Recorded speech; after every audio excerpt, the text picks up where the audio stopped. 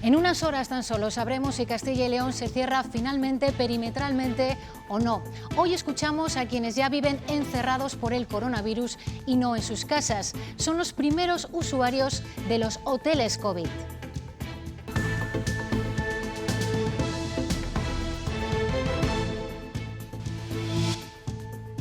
¿Por qué estoy aquí? Pues mira, yo he vendido mi casa el día 20, el mismo día 20. Yo me entero el día 20 a mediodía, casi por la tarde, de que soy positivo. Y el día 20 me estaban haciendo la mudanza, porque yo me voy a Barcelona. Y claro, y ya tenía que entregar las llaves.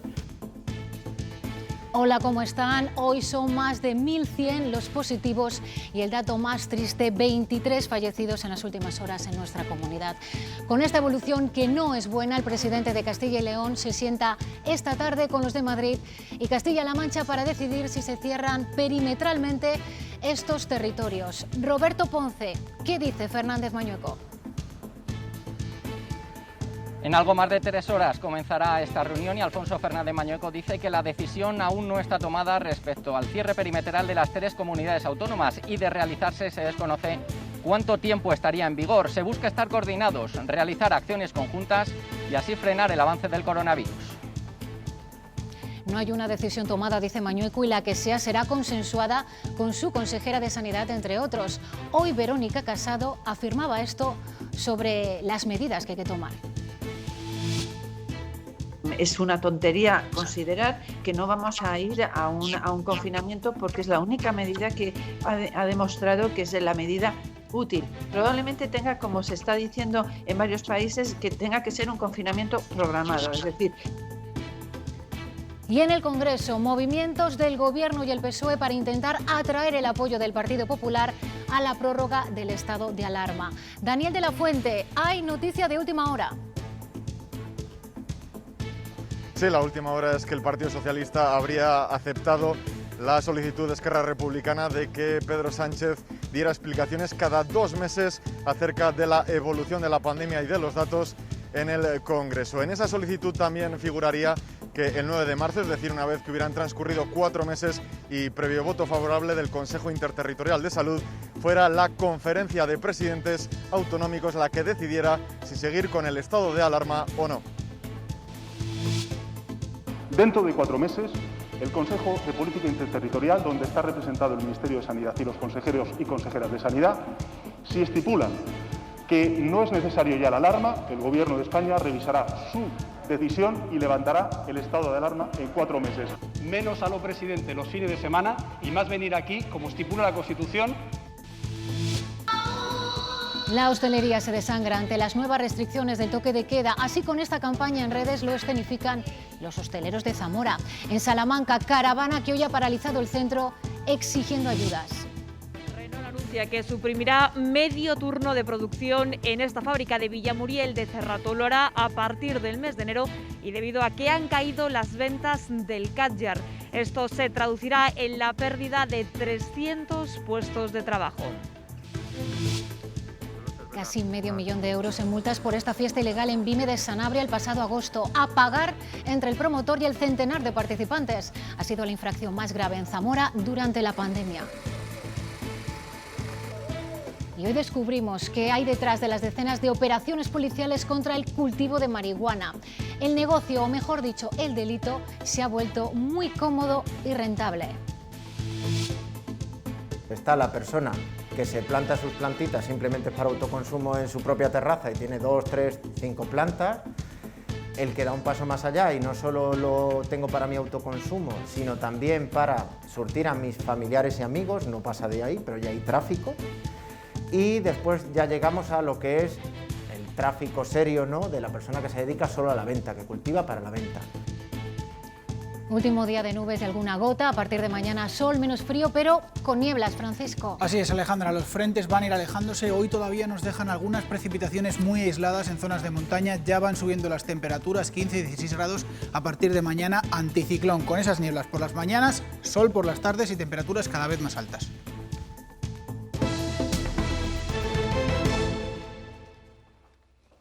En horas saldremos de dudas, sabremos si Castilla y León se cierra o no de cara al Puente de los Santos y si lo hace durante cuánto tiempo.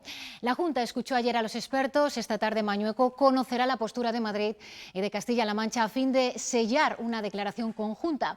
Pero de entrada, estos datos son palmarios. Hace una semana, con 4 capitales de provincia de la comunidad confinadas, León, Salamanca, Burgos y Palencia, la incidencia acumulada por cada 100.000 habitantes es esta que están viendo ahora mismo en pantalla. Este era el panorama. Hoy, con el toque de queda ya en vigor, lo van a ver, es peor. Solo mejora León.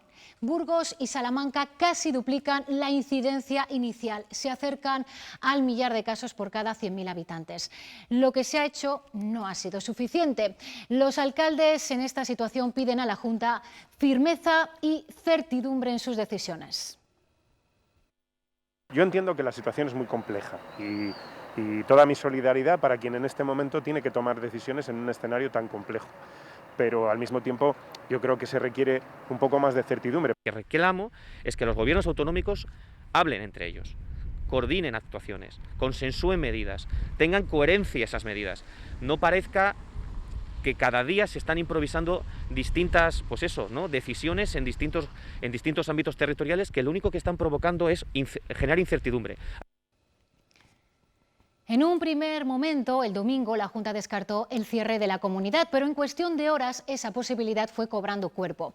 El mismo lunes, Fernández Mañueco reconocía que se tenía que estudiar.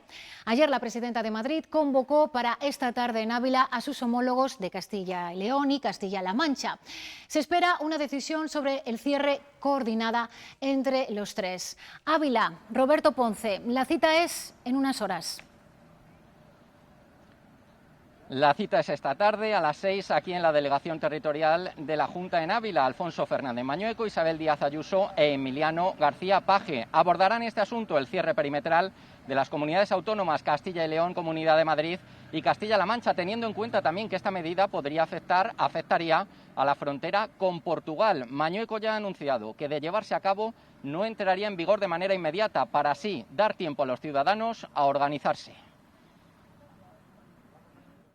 Tomar una decisión, por ejemplo, Castilla y León o Castilla-La Mancha, a espaldas de la Comunidad de Madrid, yo creo que sería un error. Si Madrid no se cierra y Galicia no se cierra y se cerrara el espacio intermedio, que es Castilla y León, puede irse desde Madrid hasta Galicia. Lo que no puede hacer es, se puede parar para repostar o para la alimentación, pero lo que no se podría es pernoctar en Castilla y León. El líder del PSOE en Castilla y León también se ha referido a la reunión de esta tarde. Luis Tudanca espera que no sea la presidenta madrileña quien decida. Yo lo que espero esta tarde es que la decisión no la tome Ayuso. Lo que espero de la reunión de esta tarde es que la gestión de Ayuso, que es la peor gestión de España con respecto a la lucha contra la pandemia, no sea el ejemplo que pretendamos adoptar en esta comunidad autónoma, porque ya solo nos faltaba. Y desde el Gobierno de la Junta hoy también hemos escuchado a la consejera de Sanidad. No se ha referido al cierre perimetral de la comunidad, sino que ha ido un paso más allá. Si las restricciones actuales no funcionan, ha dicho, habrá que ser tajantes. Es una tontería considerar que no vamos a ir a un confinamiento porque es la única medida que ha demostrado que es la medida útil. Probablemente tenga, como se está diciendo en varios países, que tenga que ser un confinamiento programado. Es decir, nosotros tenemos ahora una serie de medidas, evidentemente habrá que darles un poco de tiempo para ver si funciona, pero muy poquito. ¿Pero qué pueden hacer, nos preguntamos, las comunidades autónomas con la autoridad que les confiere este nuevo estado de alarma?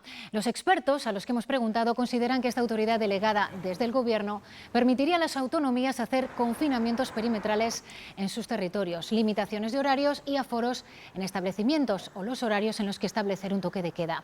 Para más decisiones más extremas deberían pedir al Gobierno que modificara la base o las condiciones del estado de alarma. También creen que proponer una prórroga de 6 meses es desproporcionado y que no se puede dar un cheque en blanco en esta materia tan sensible.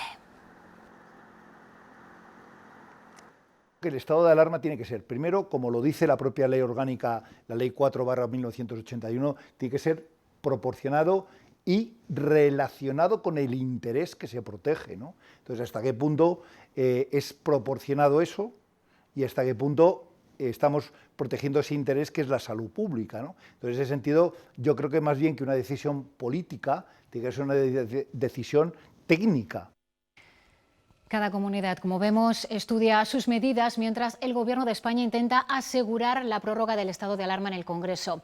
El PSOE y Esquerra Republicana han pactado que se pueda levantar en marzo y que Sánchez rinda cuentas cada 2 meses. Daniel de la Fuente, ¿qué más recoge ese acuerdo? Pues también figura que el titular de Sanidad, es decir, Salvador Illa, compareciera en el Parlamento cada mes de forma mensual para dar cuenta de las gestiones y de las actuaciones que lleva a cabo su ministerio. En la propuesta de Esquerra se plantea que el 9 de marzo, es decir, dentro de 4 meses, sea la conferencia de presidentes autonómicos la que decida si levantar o no ese estado de alarma, siempre y cuando antes el Consejo Interterritorial de Salud haya dado su visto bueno. Pero es que antes de todo esto el panorama era muy distinto, porque Pedro Sánchez había reducido su oferta de 6 meses a 4 e intentar levantar ese estado de alarma si las condiciones así lo permitieran en el Consejo Interterritorial de Salud. Hago la siguiente propuesta para que también ustedes apoyen este estado de alarma. Dentro de 4 meses, el Consejo de Política Interterritorial, donde está representado el Ministerio de Sanidad y los consejeros y consejeras de Sanidad, si estipulan que no es necesario ya la alarma, el Gobierno de España revisará su decisión y levantará el estado de alarma en 4 meses. Lo que acaba de decir usted ahora mismo es eludir el Parlamento, menos a lo presidente los fines de semana y más venir aquí, como estipula la Constitución, siempre que tiene que dar cuentas de cuestiones tan relevantes como una excepcionalidad constitucional. Son fotografías de una entrega de premios con cena incluida en el Casino de Madrid este lunes.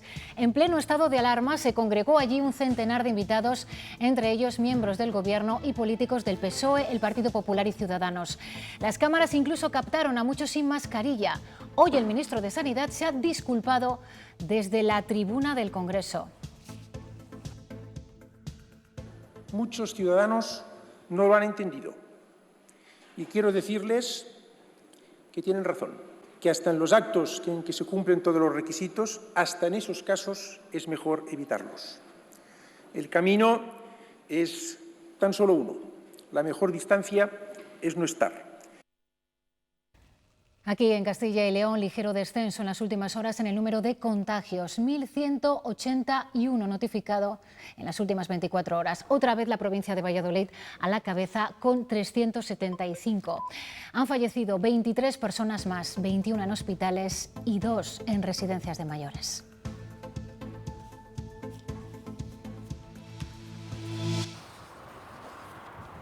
En este hotel de Soria hay espacio reservado para unos huéspedes fuera de lo habitual. Enfermos de coronavirus que no puedan quedarse en sus casas podrán alojarse en los llamados Arcas de Noé.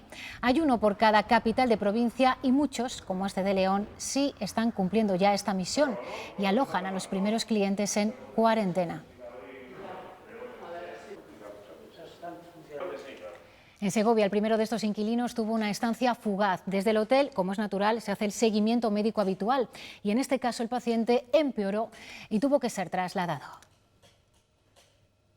El Arca de Noé segoviano, este hotel ubicado junto al acueducto de la capital, tan solo ha tenido un inquilino por coronavirus. Llegaba el pasado jueves 22 a la 1 de la tarde y aquí permaneció apenas unas horas, porque comenzó a encontrarse peor y fue trasladado al hospital, donde actualmente continúa ingresado. Las circunstancias por las que una persona puede necesitar el cobijo de uno de estos hoteles son variadas. Jorge se enteró de que tenía COVID-19 tras vender su casa el día que entregó las llaves.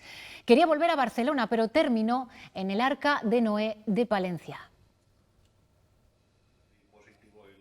8 días lleva Jorge junto a su mujer en esta habitación. Esta es la habitación en la que nos encontramos. Y bueno, y al menos tenemos unas buenas vistas. Es uno de los 3 inquilinos del Hotel Rey Sancho, en Palencia, uno de los pocos beneficiarios del proyecto Arca de Noé, positivos en COVID que por diferentes circunstancias no pueden pasar la enfermedad en sus casas. Mi madre se contagió en una residencia en Logroño. Se contagió de su madre y se enteró de su positivo el mismo día en el que, tras vender su casa en Valladolid y hacer la mudanza, se desplazaba a Barcelona. Y ya tenía que entregar las llaves. En el Arca de Noé de Valladolid no había disponibilidad y por eso terminó en Palencia. El PCR positivo, el médico de cabecera le pone en contacto con el rastreador, si ve que no tiene dónde pasar la cuarentena, pone en contacto a la Cruz Roja, le pone en contacto con la Cruz Roja y la Cruz Roja nos lo pasa a nosotros. Es el proceso a seguir para llegar a unas instalaciones en las que todo está controlado al máximo. ¿Es aparatoso? ¿Se pasa calor? Sí, no vemos mucho. EPIs para los trabajadores que no tienen contacto con los inquilinos. Dentro cuentan con material de limpieza y la comida se deja a la entrada. Pues el día a día, pues mira, los acontecimientos más especiales son los de la comida. Puertas adentro hay poco que hacer. Por lo menos para poder darnos unos buenos paseos. No han tenido síntomas y afrontan sus últimos días de estancia aquí. Se han sentido muy bien atendidos, pero sobre todo afortunados. SATSE ha vuelto a alertar de que Segovia es la provincia con mayor tasa de contagios por COVID entre profesionales sanitarios, más de un 13% de afectados. Piden nuevamente un control escrupuloso para garantizar la seguridad de los EPIs. No hay lugar a que para algunas actividades asistenciales de riesgo no se esté facilitando ciertos EPIs, que por supuesto hemos trabajado en ellos del sindicato y ya estamos subsanándolo, pero no hay perdón para este tipo de déficit. Y estos meses de verano tenían que haber servido para prever y ponernos alerta ante lo que está viniendo y se veía venir.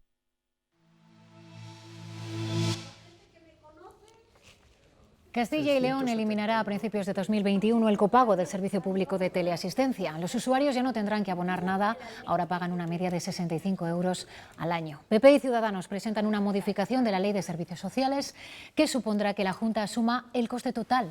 También realizarán conjuntamente las contrataciones, lo que aseguran permitirá unificar y mejorar también este servicio. En educación se abre un nuevo debate sobre la ventilación de las aulas ahora que llega el frío. Profesores y familias piden que se instalen equipos de filtración del aire para reducir el riesgo de contagio por aerosoles. Los científicos dicen que cuanto mejor sea la ventilación de un aula, menor será el riesgo de contagio. La carga vírica la podemos diluir o bien manteniendo esa ventilación natural o mecánica, en mayor o en menor medida, junto con una filtración H14 que retiene el virus. Este es el famoso filtro EPA H14, el único cazador de virus en quirófanos. Ese virus entra y queda atrapado en ese filtro. La Universidad de Harvard recomienda renovar el aire del aula al menos 5 veces por hora. Para hacerlo, el CSIC propone utilizar estos equipos de filtro EPA en los colegios cuando no se puedan abrir las ventanas por el frío o la lluvia. Si tenemos filtración, podemos abrir las ventanas un poquito, es decir, para que se mantenga esa ventilación continua, ¿vale? Y luego, cada vez que haya un cambio de clase, abrirlo, es decir, que haya una renovación completa. Los profesores piden que se instalen filtros EPA porque dicen que con el frío no podrán dar clase con las ventanas abiertas. Tememos ese repunte importante de casos porque consideramos que los centros educativos todavía siguen sin estar adaptados, adecuados a esta nueva situación. Este equipo cuesta 1.000 euros y ya hay grupos de padres interesados en comprarlo para la clase de sus hijos, pero no hay normativa que les autorice a hacerlo. Mañana a nivel nacional el Consejo Escolar discutirá cuál debe ser la correcta ventilación de las aulas a propuesta del sindicato CESIF. Aquí en Castilla y León la consejera de Educación insiste en que no es partidaria de cambiar el protocolo y que lo primordial es ventilar. Y apostábamos siempre por la ventilación porque desde el punto de vista científico es el elemento que mayor determina la seguridad en las aulas. Y ya en el protocolo se establece que no es necesario que estén las ventanas abiertas toda la jornada, sino que son 10-15 minutos antes, después de clase y entre clase y clase. Por tanto, desde el punto de vista sanitario no existen criterios que determinen que los filtros mejoran la seguridad en las aulas. La Fiscalía investiga a la ministra de Educación por permitir pasar de curso con suspensos. Todo parte de la denuncia de un particular por un presunto delito de prevaricación. Isabel Celaá pidió en abril a las comunidades que flexibilizaran de forma excepcional los criterios de promoción y titulación en el último curso por la pandemia.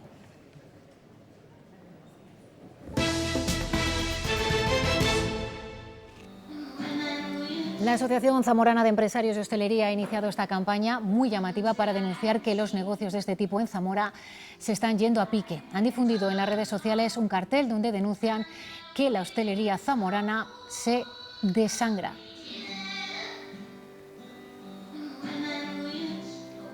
No es un problema solo de Zamora. Según la Asociación de Empresarios de Hostelería de Salamanca, el 40% de los establecimientos cerrará definitivamente si no hay ayudas al sector. Los hosteleros salmantinos han salido hoy a la calle para denunciar esta situación. Los empresarios de hostelería de Salamanca no pueden más. Lo han demostrado con una caravana de coches que ha recorrido las principales calles de la capital del Tormes. Los hosteleros se quejan así de tener que cerrar sus establecimientos a partir de las 10 de la noche por el toque de queda y de la pérdida de puestos de empleo que esta medida está generando. Unas quejas que han trasladado posteriormente hasta la delegación de la Junta en Salamanca, donde también han pedido ayudas al sector.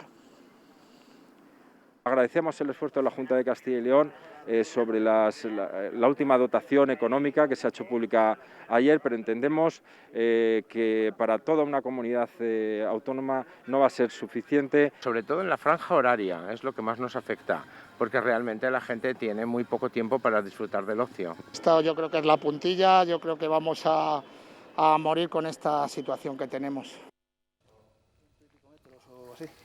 ¿Recuerdan esta fiesta ilegal que duró varios días en la localidad zamorana de Vime de Sanabria el pasado mes de agosto? Sabíamos que la Junta la había considerado una infracción muy grave por el riesgo sanitario en plena pandemia. Hoy sabemos cuánto.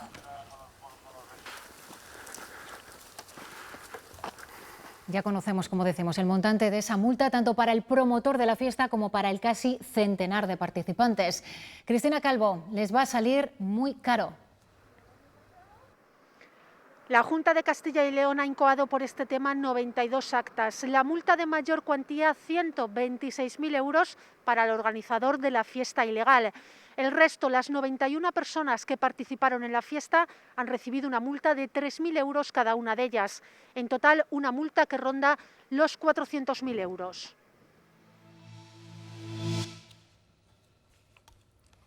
Son imágenes de una reciente operación antidroga. Perseguían a un grupo criminal dedicado al tráfico de estupefacientes entre Andalucía y País Vasco. Durante la intervención, los agentes detuvieron a 8 personas y se incautaron de 80 kilos de marihuana que estaban escondidos en el maletero de los vehículos.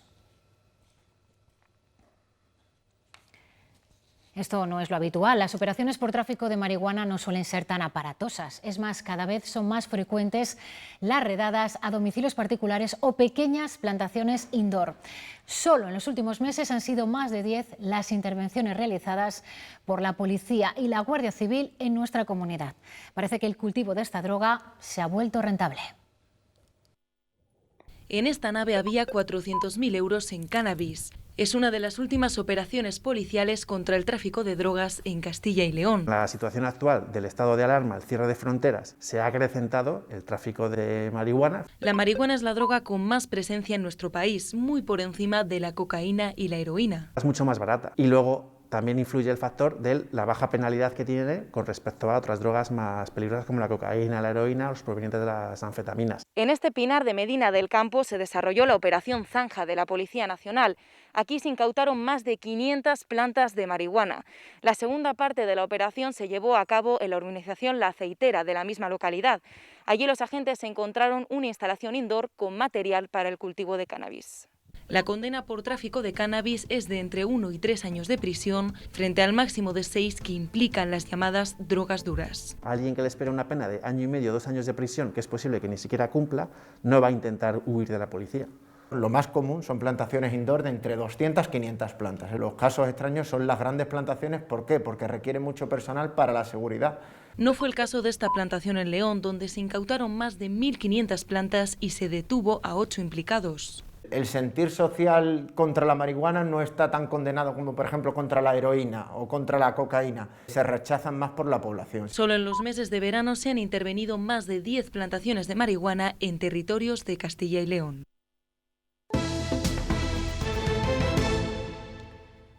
Se confirman las malas noticias que les avanzábamos la semana pasada. Renault despedirá a 300 trabajadores de su planta de Palencia por el descenso de la demanda. Allí se fabrican el Megane y el Kadjar. Era una decisión que se puso sobre la mesa ya la semana pasada, pero que hoy se ha confirmado. A partir del próximo mes de enero, esta fábrica que Renault tiene en Villamuriel de Cerrato tendrá medio turno menos, ya que la pandemia sanitaria, aseguran desde la compañía, ha agravado la caída de las ventas del modelo Kadjar. Esto se traducirá en la destrucción de 300 puestos de trabajo. La compañía lo que hará será no renovar el contrato a los trabajadores eventuales y algunos indefinidos serán trasladados a Valladolid. El Plan MOVES está manteniendo el mercado de los vehículos eléctricos puros. En lo que llevamos de año ya se han vendido 264 unidades en Castilla y León. Su evolución en los últimos años, aunque avanza, lo hace lentamente. El coche eléctrico avanza por nuestras carreteras. La evolución está siendo tremendamente positiva. Pero no lo suficiente. Aunque el aumento de las matriculaciones en Castilla y León es claro, en los últimos 5 años hemos pasado de 22 vehículos a 132 en 2019. Solamente representan el 0,4% del total. Este año, y a pesar de la pandemia, ya se superan las 260 unidades. Todavía los vehículos híbridos siguen teniendo mucha importancia, pero verdaderamente se está empezando a producir ese cambio, ¿no? Porque cada vez hay vehículos eléctricos con mayores capacidades de autonomía. Las provincias que más apuestan por los eléctricos puros son Valladolid y Burgos, y a la cola Segovia y Soria. Esta situación de crisis sanitaria ha puesto de relieve la necesidad de hacer esa transformación hacia un parque de vehículos descarbonizado. 1/3 de los vehículos eléctricos vendidos en España el año pasado fueron de la marca Tesla. Coincide también con las preferencias en Castilla y León. Este es el vehículo que más se vendió, su precio a partir de los 49.000 euros. Precisamente el precio es uno de los principales obstáculos. La Comisión Europea está abierta a la reducción del IVA para los eléctricos al 4%. Esto y un cambio en las etiquetas de la DGT distinguiendo entre híbridos y eléctricos puros daría un empujón a sus ventas. Y la subida de los impuestos del diésel será uno de los puntos de discusión para los apoyos a los presupuestos generales del Estado.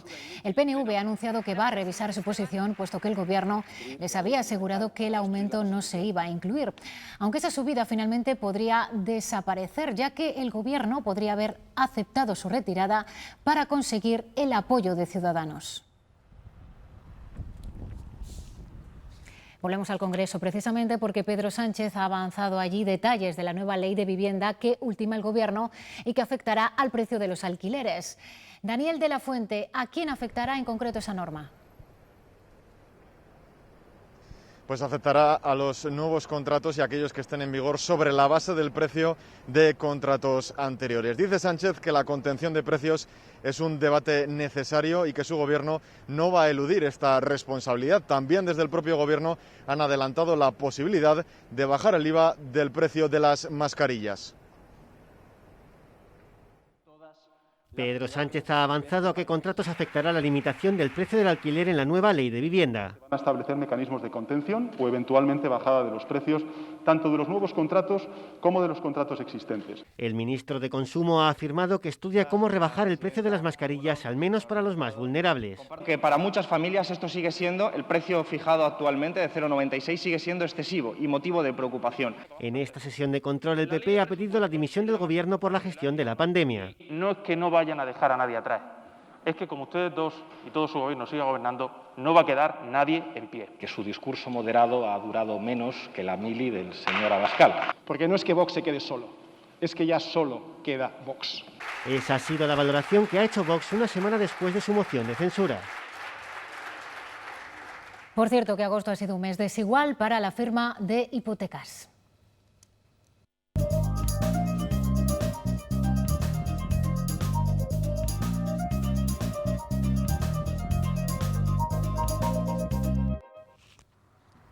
En 11 comunidades se ha incrementado respecto a 2019, entre ellas Castilla y León, la sexta con mayor subida. Sin embargo, la media nacional es negativa, pues donde cae la formalización es en las autonomías con mayor actividad, como Cataluña, Valencia o Madrid.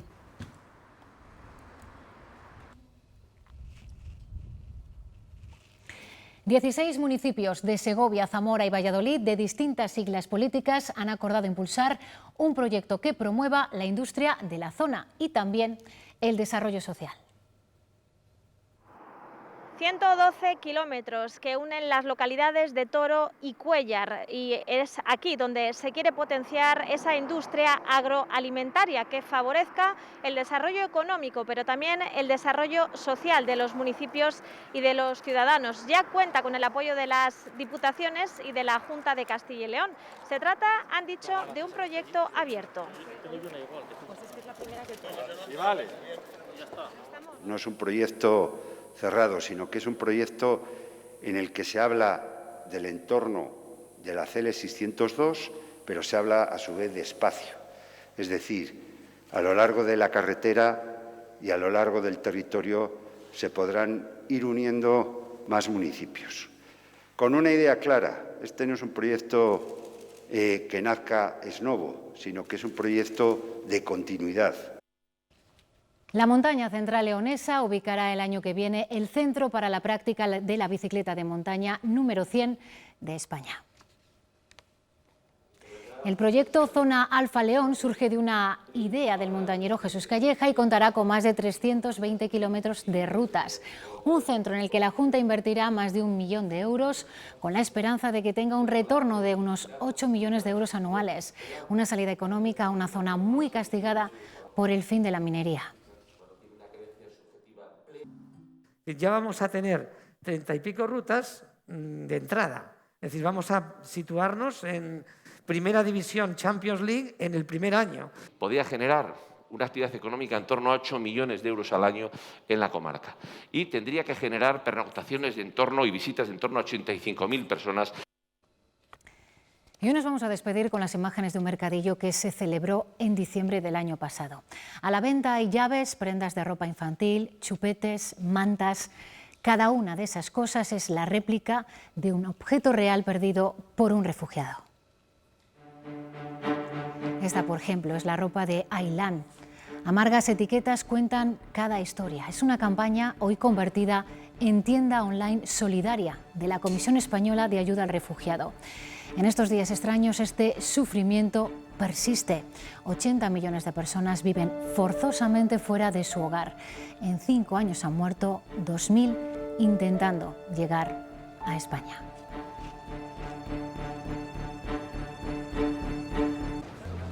Así nos vamos. Ahora llegan los deportes. Más información a las 8:30 y en nuestra página web ciltv.es. Adiós.